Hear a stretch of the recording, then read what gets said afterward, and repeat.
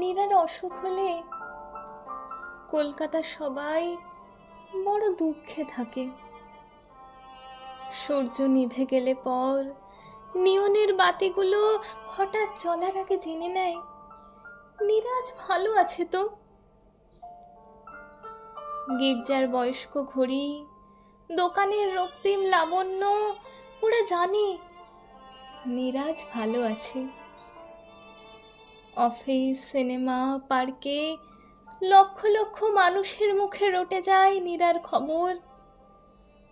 বকুলমালার তীব্র গন্ধ এসে বলে দেয় নীরা আজ খুশি। হঠাৎ উদাস হাওয়া এলোমেলো পাগলা ঘন্টি বাজিয়ে আকাশ জুড়ে খেলা শুরু করলে কলকাতার সব লোক মৃদু হাস্যে জেনে নেয় নীরা আজ বেড়াতে গিয়েছে।